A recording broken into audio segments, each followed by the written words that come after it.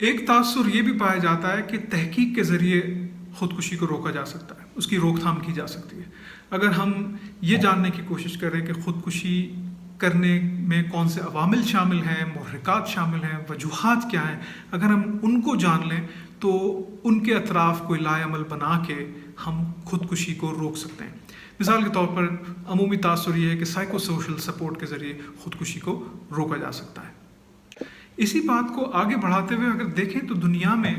ہزاروں پبلیکیشنز ہوتی ہیں، ہزاروں ایکیڈیمک جرنلز میں روزانہ لوگ خودکشی کے بارے میں لکھ رہے ہوتے ہیں۔ ہر کوئی ایک نئی انٹروینشن بنا رہا ہوتا ہے، چاہے وہ ہیلتھ انٹروینشن ہو، چاہے وہ سوشل انٹروینشن ہو۔ ہمارے ملک میں بھی کافی ریسرچ ہوتی ہے۔ میں خود ایک ریسرچ ریلیٹڈ ادارے سے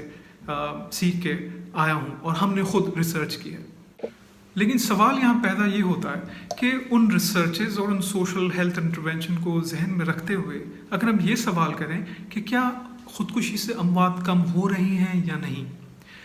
اس کا واضح جواب ملنا بہت مشکل ہے۔ لیکن ایک عمومی تاثر یہ ہے کہ جس کثرت سے یہ ریسرچز اور ڈیٹا اکٹھا کیا جا رہا ہے اور ہم نمبروں میں دلچسپی رکھتے ہیں، وہ نمبر، وہ انٹروینشن شاید اس طرح اثر انداز نہیں ہو رہے ہیں لوگوں کی زندگیوں پہ، یا وہ معاشرتی تبدیلیاں نہیں لا رہے ہیں جن معاشرتی تبدیلیوں کا تعلق خودکشی سے ہے۔ یہ ایک عجیب بات ہوگی کہ ایک جگہ ریسرچ ہو رہی ہے لیکن اسی جگہ لوگ مر رہے ہیں، اور جب وہ ریسرچ مکمل ہوتی ہے لوگ پھر بھی مر رہے ہوتے ہیں، اور جب وہ ریسرچ مکمل ہوتی ہے اور پھر اس پہ ہم کہتے ہیں اچھا اب ہم نے ڈیٹا اکٹھا کر لیا ہے، اب ہم دیکھتے ہیں لوگوں کو ہم بچائیں کہتے ہیں۔ یہ ایک بہت ہی متنازع سوشل حقیقت ہے، ایک بہت ہی متنازع معاشرتی حقیقت ہے کہ جہاں لوگ تواتر سے اپنی جان لے رہے ہیں اور وہاں ریسرچ ہو رہی ہے، اور ہمیں ریسرچ کے بعد پتہ چلے گا کہ اصل حقیقت کیا ہے، اور ان محرکات و وجوہات پہ ہم کام کریں گے۔ میری گفتگو سے آپ غلط تاثر نہ لیں، میں ریسرچ اور کسی بھی ہیلتھ اور سوشل انٹروینشن کے اگینسٹ نہیں ہوں، لیکن میں یہ کہنا چاہتا ہوں کہ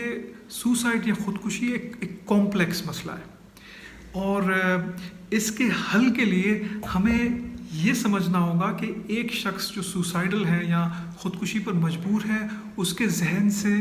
کیا چیزیں سوچی جا رہی ہیں، اس کا ذہن کیا سوچ رہا ہے۔ تو ہمیں بجائے ایک ایکسپرٹ لینس سے ہمیں اس لینس میں جانا ہوگا جہاں ایک خودکشی کرنے والا کھڑا ہے،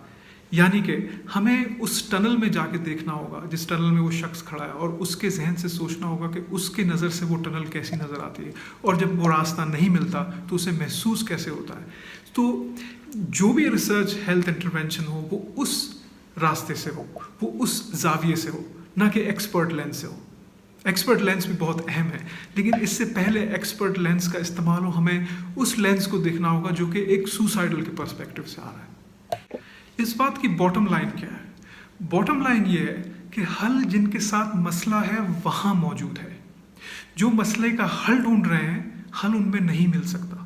وہ اس مسئلے کو سمجھنے میں مدد تو دے سکتا ہے، لیکن حل مسئلے کے اندر ہے، جن کو مسئلہ ہے ان کے اندر ہے۔